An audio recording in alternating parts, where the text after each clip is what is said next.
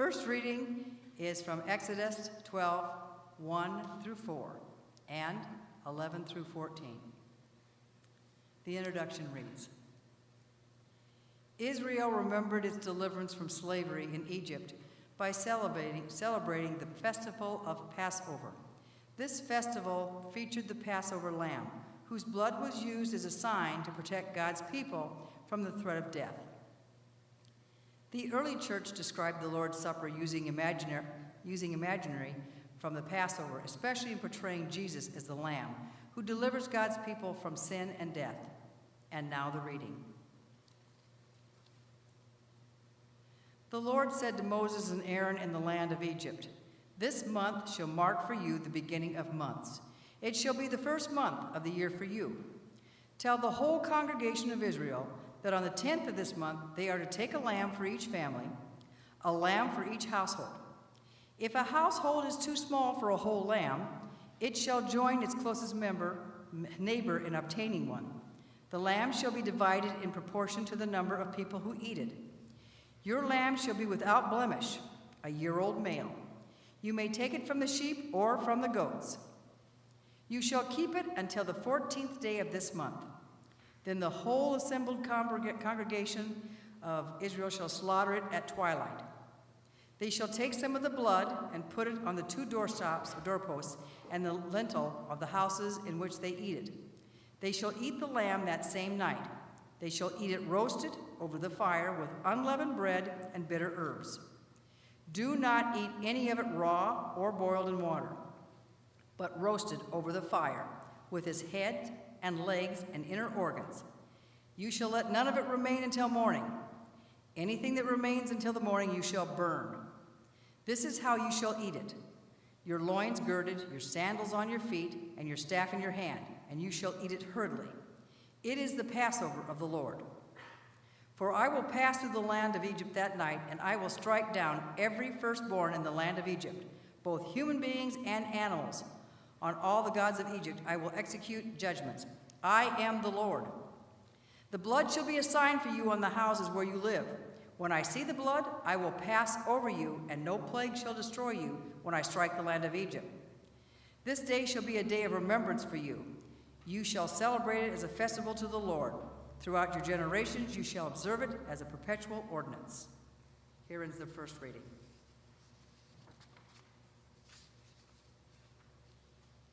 The second reading comes from 1 Corinthians 11, verses 23 through 26. The introduction reads, "In the bread and cup of the Lord's Supper, we experience intimate fellowship with Christ and with one another because it involves his body given for us and the new covenant in his blood. Faithful participation in this meal is a living proclamation of Christ's death until he comes in the future." And now the reading. "For I have received from the Lord what I also handed on to you, that the Lord Jesus, on the night when he was betrayed, took a loaf of bread, and when he had given thanks, he broke it and said, 'This is my body that is for you. Do it in remembrance of me.' In the same way, he took the cup also after the supper, saying, 'This cup is the new covenant in my blood. Do this as often as you drink it in remembrance of me. For as often as you eat this bread and drink the cup, you proclaim the Lord's death until he comes.'" Here ends this reading.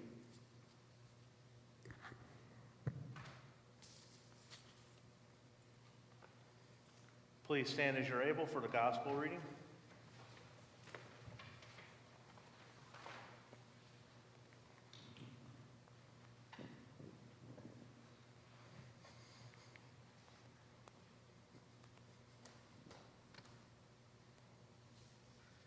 Our gospel reading is taken from John chapter 13, verses 1 through 17, and then verses 31 through 35.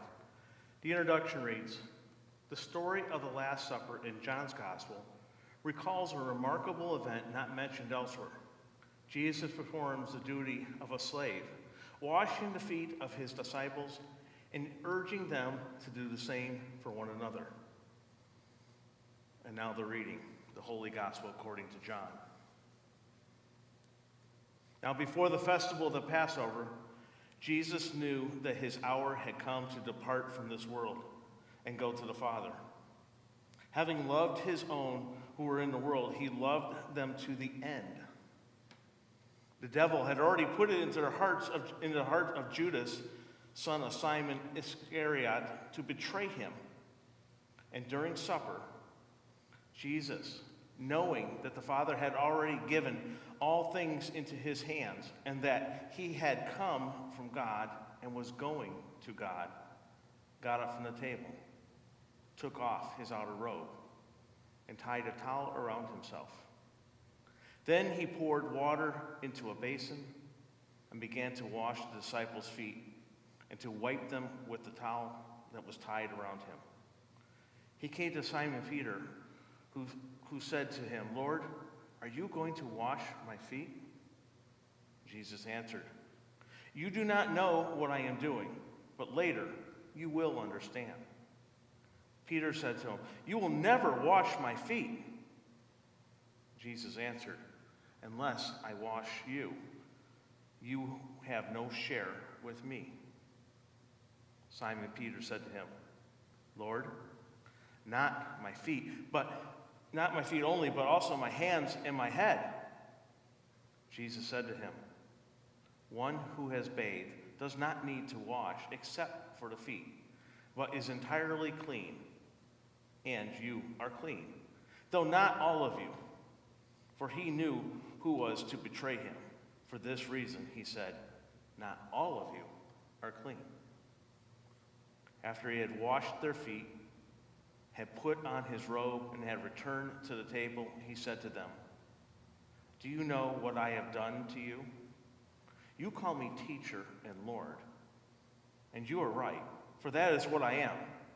So if I am your Lord and teacher, have washed your feet, you also ought to wash one another's feet.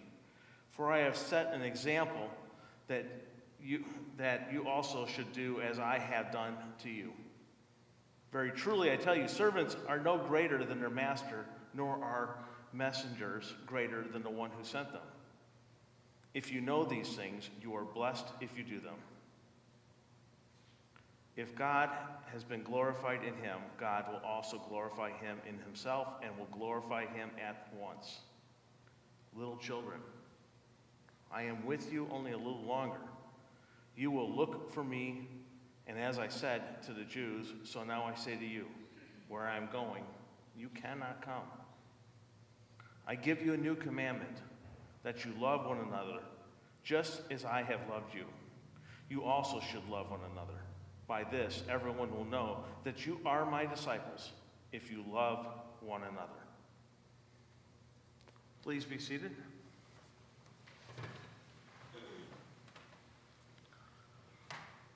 Some heavy readings. It's a lot. Have Jesus sitting at a table, sharing a meal, and he knows someone's going to betray him. And he doesn't know just someone is going to betray him. He knows who is going to betray him. And that person, Judas, is given communion, the first communion. "This is my body," he says. "Do this in remembrance of me." "This is my blood," he says. "Do this in remembrance of me." Every one of us is a Judas, because we've all betrayed Jesus. At one time or another, we have all betrayed him. Whether we didn't stand up for Jesus, whether we turned our backs, it doesn't name it, we've all done it. If we're honest, we've all done it. Yet, he serves us every Sunday. We come to his table to partake in eating his body and drinking of his blood, so that we can have wholeness and be fed with the bread that satisfies a hunger that we can't even begin to imagine that we actually even have. We had food bank today. 175 or 77? 79. Neither. 179. These people needed to be fed, but with more than just food, because I talked to the people out there. And I prayed with one out there who is going through physical problems and legal problems.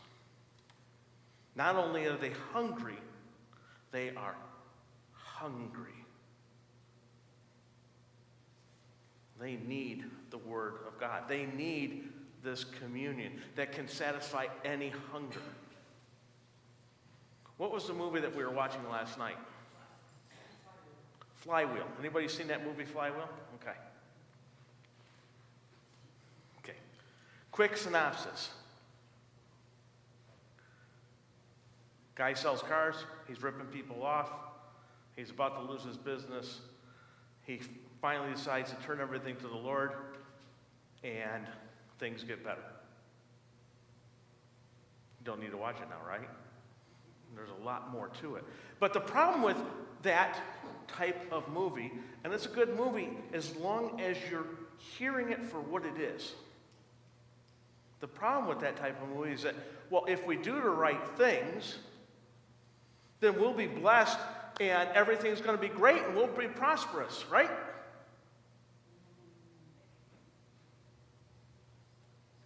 And that isn't quite the way it works. There's a particular theology for that. It's called theology of glory. And that if you do this, you'll be glorified and you'll get everything. So what do you say to the person who has been faithful, who goes to church, is faithful in their heart, takes communion, confesses, does all the right things, and they get cancer? Or they go bankrupt by no fault of their own.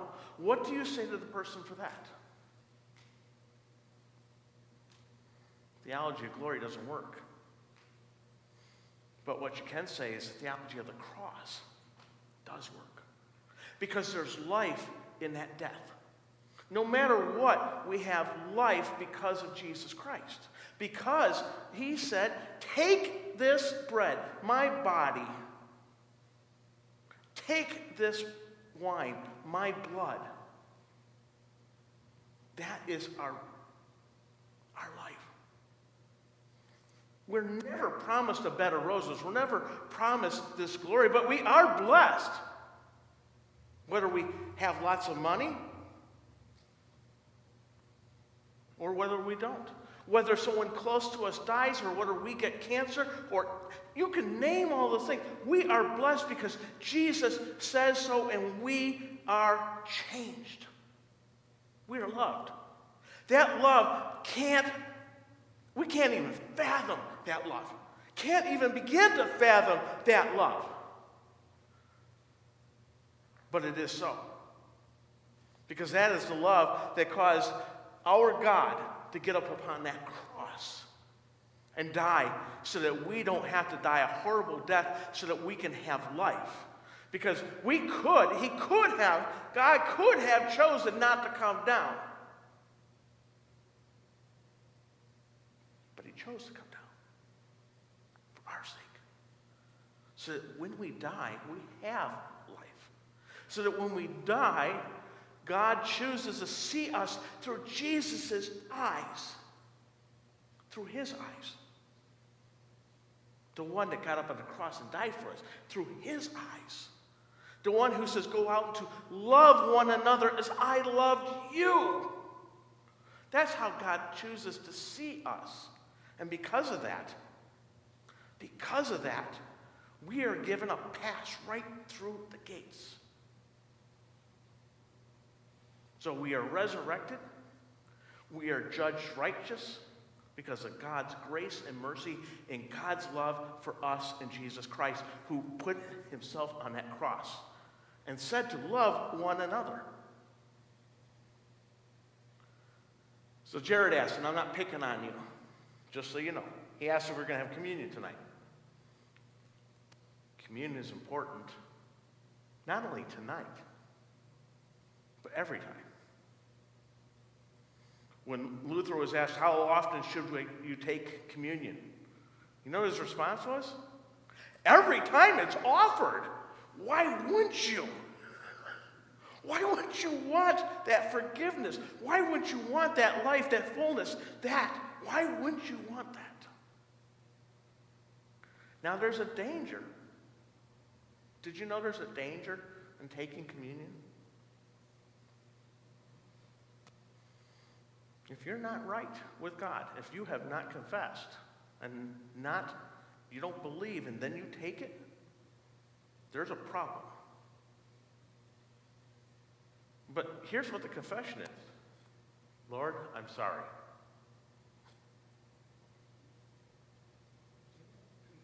That's pretty easy. Lord, I'm sorry. It doesn't have to be out loud. We do confessions all the time. We did a confession, right? Right? We did a confession. No, you don't have to come in and see it in a little box, okay? You don't have to come and see me in a box. We won't go there. But we do need to confess. We need to confess because God needs to hear us. And that's part of that conversation. So communion can go really bad for us, which I trust God isn't a vengeful God, and I don't refuse communion. Has anybody ever seen me refuse somebody communion? No. I don't care if you just said some nasty words and I had to spend an hour calming somebody down. I am not going to refuse that person communion. Because when they get right here, and they walk up here, and they put their hands out, I trust that they are right. And that Jesus sees inside, not what we see outside.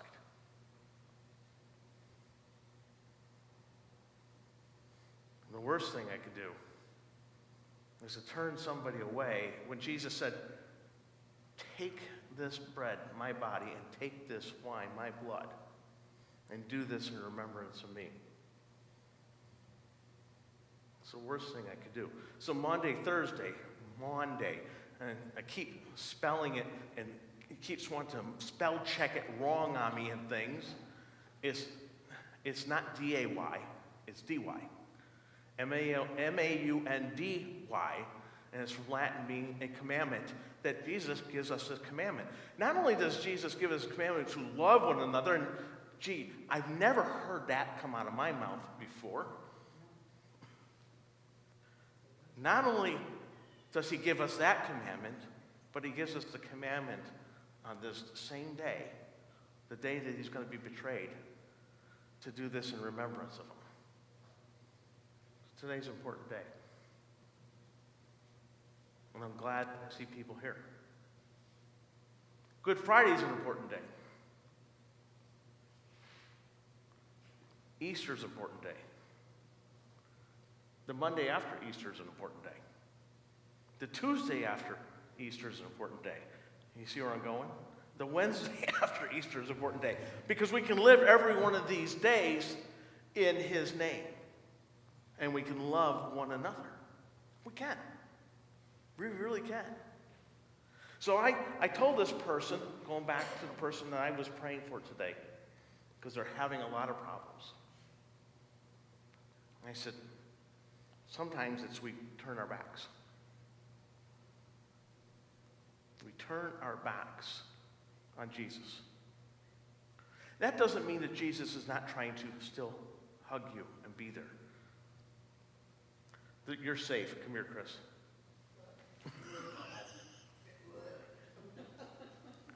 Turn that way.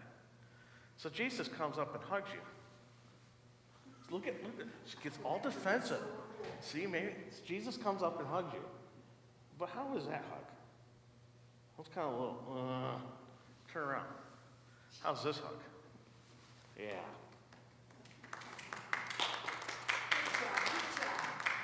Because then you can hug back. So sometimes we just have to turn around. Jesus is still coming after us. But we need to turn around and we need that love. We need to be loved on so that we can love on others. And that's the commandment, to love and to share in his body and blood so that we can love. That's what today's all about. That's what Maundy Thursday is. That's what's so special. So I hope when you leave today, go hug somebody. Go love on somebody. Go love on a bunch of people. And I'm looking at two that got a big family to love upon. And they're kind of huggy people anyhow. So they're going to love upon them. And you hug. You hug.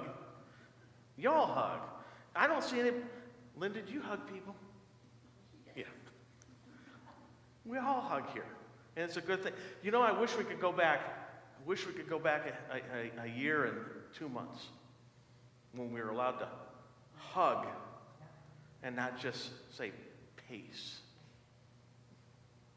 or live long and prosper or share peace this way. We need to go back to sharing peace and loving on one another because we can all use a little bit of love.